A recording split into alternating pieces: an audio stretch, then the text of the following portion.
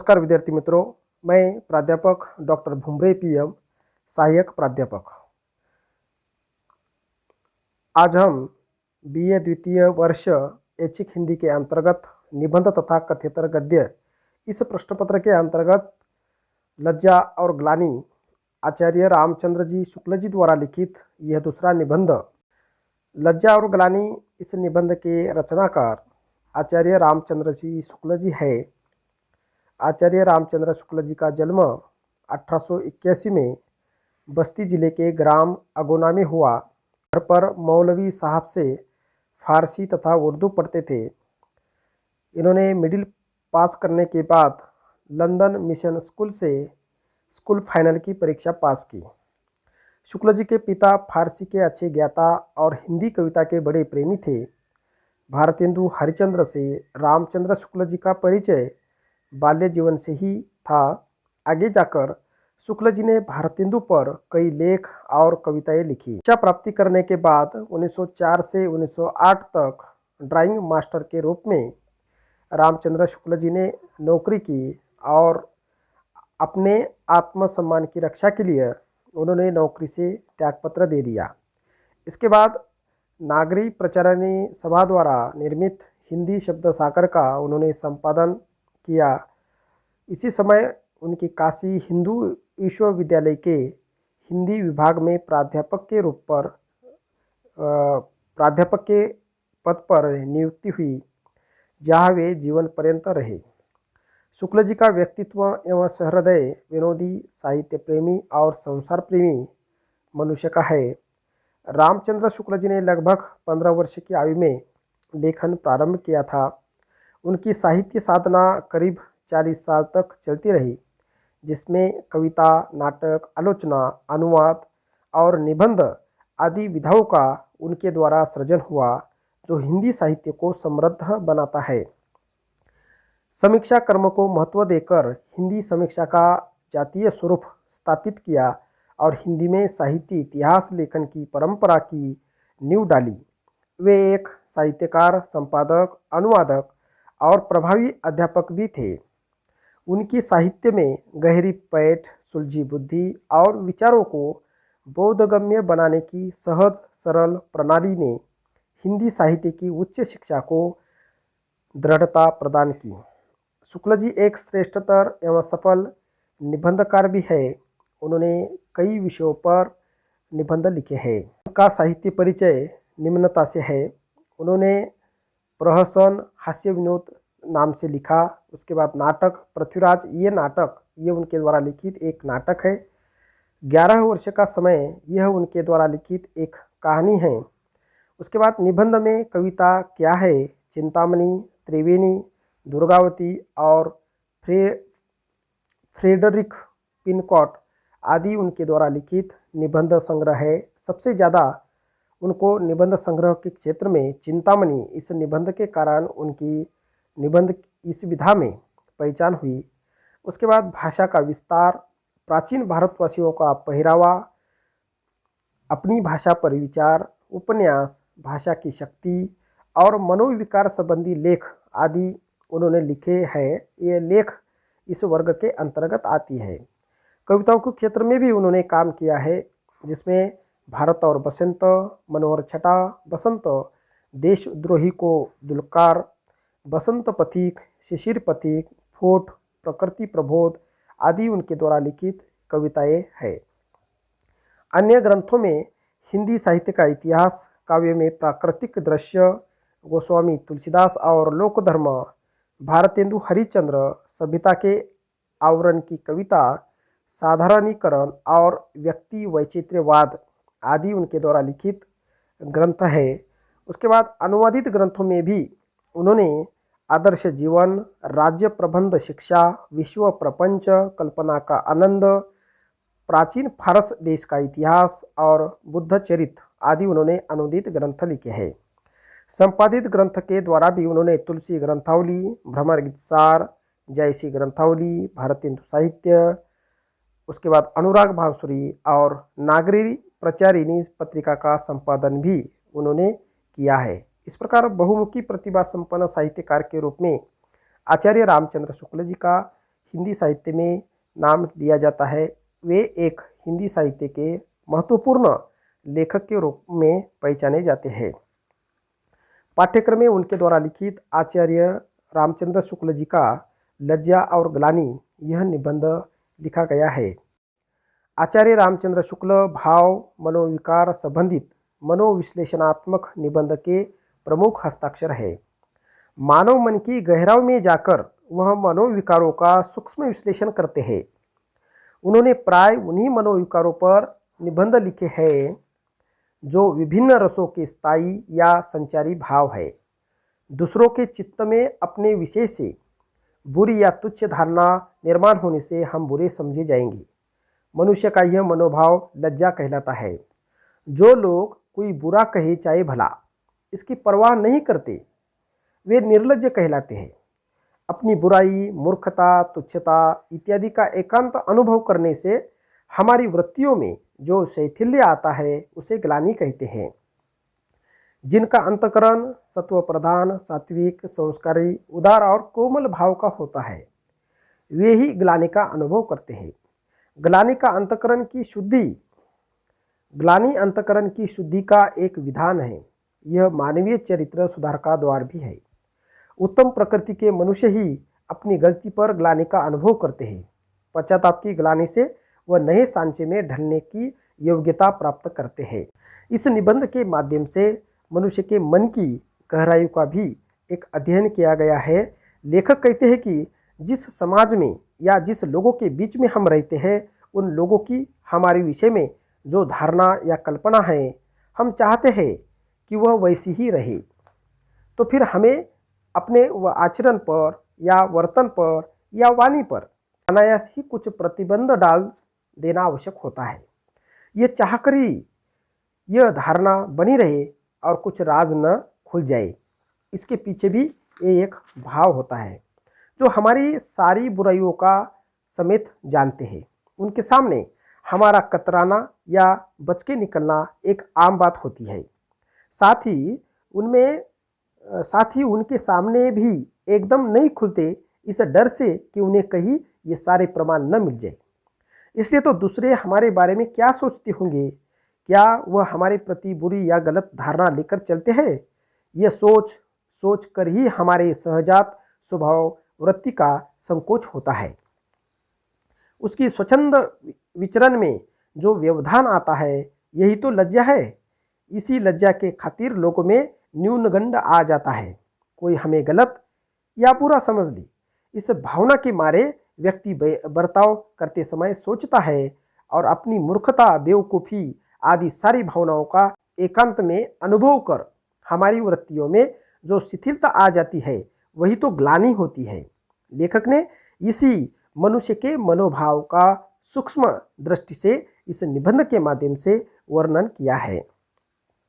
आचार्य रामचंद्र शुक्ल जी लिखते हैं कि प्रस्तुत निबंध में उन्होंने लज्जा और ग्लानि के उदाहरण सहित कई उदाहरणों के माध्यम से इस निबंध के माध्यम से मनुष्य के स्वभाव का वर्णन किया है। शुक्ल जी का कहना है कि दूसरों के मन में अपने विषय में जो भावना होती है, वह आशंका से ही हमारी सहजात वृत्ति का संकोच होता है।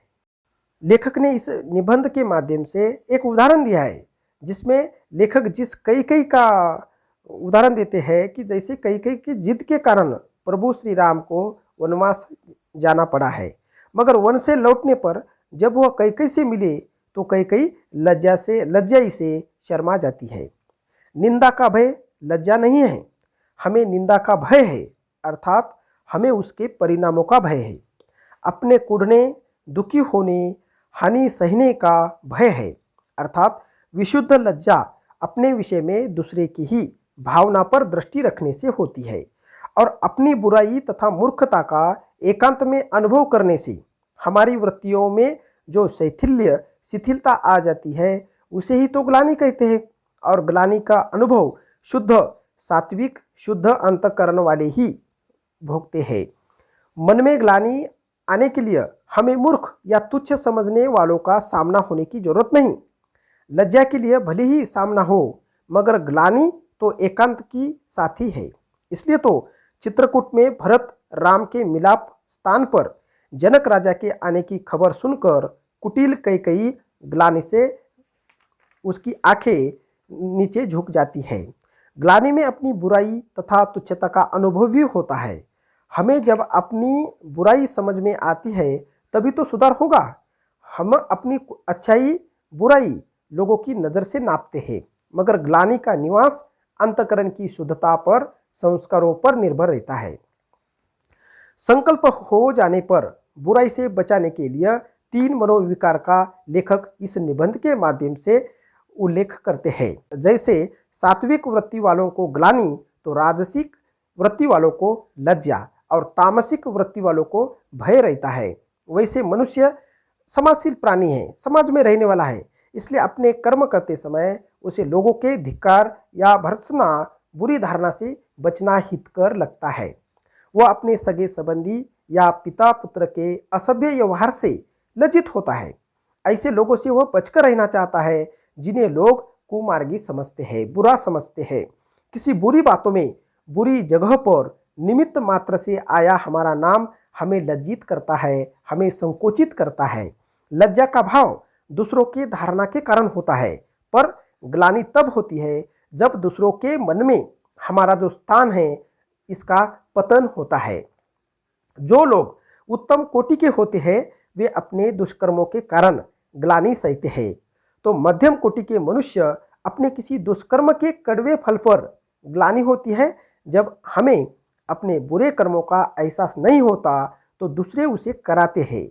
लज्जा का अनुभव स्त्रियों में अधिक होता है, क्योंकि वह हमेशा इसी सोच में रहती है कि धृष्टता या न्यूनता का प्रमाण किसी और को न मिले। बरसों से लज्जा को गहना मानने वाली स्त्री को उसे दिखाने में और पुरुषों को उसे विलास और आनंद की सामग्री मानकर चलने में ही अब मजा आता है। लज्जा के मारे आदमी कभी कभी उस जगह पर भी बोल नहीं पाता जिस समय वह आदर सत्कार का आयोजन कर रहा हो। खासकर ये बात उन बच्चों में देखी जाती है जो बचपन से या तो भीरू स्वभाव के होते हैं या उनमें बात बात पर टोंक कर वह न्यूनता की भावना भर दी जाती है। यह उभरने नहीं दिया जाता। जैसे बच्चे दब्बू या संकुची बन जाते हैं और वह स्वभाव वही रह जाता है, बड़ा होने पर भी उसमें परिवर्तन नहीं होता। लज्जा जब कभी मर्यादा से अति होती है तो भी अधिक प्रयास से उसे कम करने की जरूरत होती है, क्योंकि उस अनुभव के डर से हमारे सारे दैनंदिन व्यापार पर ही अंकुश लग जाता है और मन वह खोजने में लग जाता है कि क्या करूं, क्या बदलूं कि लोगों के नज़र में मैं अच्छा लगूं। कभी हम लोगों के बारे में न सोचकर काम कर लेते हैं तो भी उसमें व्यवधान आता है, तो कभी उनके बारे में सोचने पर भी सारे संकोच से, तो कभी उनके बारे में सोचने पर हमारे मन के संकोच से काम नहीं हो पाता। आखिरकार मनोमिलन की भावना पर ही सांसारिक व्यवहार चलता है। लज्जा संकोच का रूप लेकर आती है, मगर कर्म पूरा होते ही उसका काम हो जाता है। मगर संकोच तो सारे जीवन व्यवहार पर ही प्रभाव दिखाता लगता है। खाना पीना, उठना बैठना, सोचना घूमना जैसी स्वाभाविक बातें भी संकोच के हवाले हम कर देते हैं। जानबूझकर ऐसा रहना चाहते हैं जिससे कि हम नज़रों से नहीं गिरे, हमारा अपमान न हो, क्योंकि अकारण अपमान पर होने वाली ग्लानि अपनी सामर्थ्यहीनता पर ही होती है। हमें लोगों को यह मौका नहीं मिले। इस प्रकार प्रस्तुत निबंध में आचार्य रामचंद्र शुक्ल जी ने लज्जा और संकोच का अभिन्न प्रकार से विश्लेषण किया है। लज्जा और संकोच का उद्भव क्यों और कैसे होता है, उसके होने और न होने पर मनुष्य के मनोव्यापार पर कौन सा परिणाम होता है, उसके होने से मनुष्य के स्वाभाविक संचार पर भी मानसिक दबाव आ जाता है, ग्लानि का क्या असर होता है, वह आत्मिक पीड़ा को किस प्रकार व्यक्त करता है, आदि सारी बातों की चर्चा इस निबंध के माध्यम से लेखक ने प्रस्तुत की है। प्रस्तुत निबंध में समान प्रतीत होने वाले मनोभाव लज्जा और संकोच का भी सूक्ष्म विश्लेषण हुआ है। लज्जा का एक हल्का रूप ही संकोच है।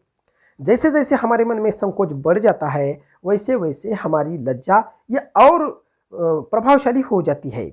यह किसी काम को करने से पहले मनुष्य में निर्माण होता है। जो काम हमें नहीं करना चाहिए उस पर केवल बाहरी प्रतिबंधों से प्रतिबंध नहीं किया जा सकता, तो प्रतिबंध हमारे अंतःकरण में ही होना चाहिए।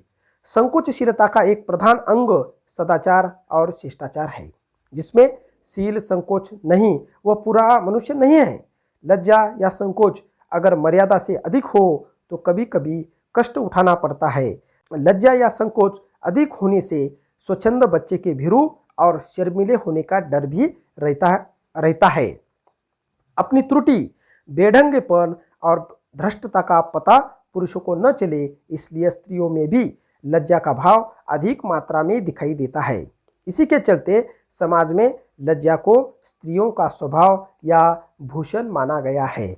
इस प्रकार प्रस्तुत निबंध के माध्यम से आचार्य रामचंद्र शुक्ल जी ने लज्जा और ग्लानि, यह हमारे मनुष्य के मनोव्यापार पर जो मनोविश्लेषणात्मक जो गुण हैं, इसकी इस निबंध के माध्यम से चर्चा की है। हम दूसरों की नज़र में अच्छा दिखे, अच्छे हमारे बारे में सोचे, इस प्रकार की हमारी कोशिश रहती है। तब जब हम कभी हमारा आचरण यह शुद्ध नहीं है तो उसके प्रति भी लोगों की राय ये बदल जाती है और लोग हमारे बारे में क्या चर्चा करते हैं, क्या संवाद करते हैं, लोग क्या कहेंगे, इस डर से हमारे आचरण पर भी मर्यादाएं आती है। मर्यादा होनी चाहिए, लेकिन कहाँ पर होनी चाहिए इसका भी जिक्र लेखक ने इस निबंध के माध्यम से किया है। अगर हम भोजन करते समय अधिक संकोच करेंगे तो फिर हम पेट भर भोजन ही नहीं कर पाएंगे। यानी कि भोजन करते समय संकोच होना और लज्जा उत्पन्न होना, ये वहाँ पर अत्यधिक ठीक नहीं है।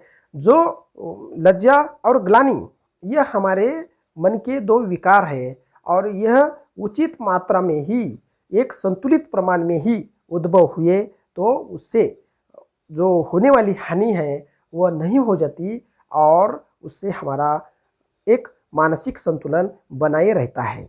यहाँ पर इस निबंध के माध्यम से लेखक ने पुरुषों से अधिक स्त्रियों में लज्जा का भाव अधिक होता है, यह भी इस रचना के माध्यम से लेखक ने स्पष्ट किया है।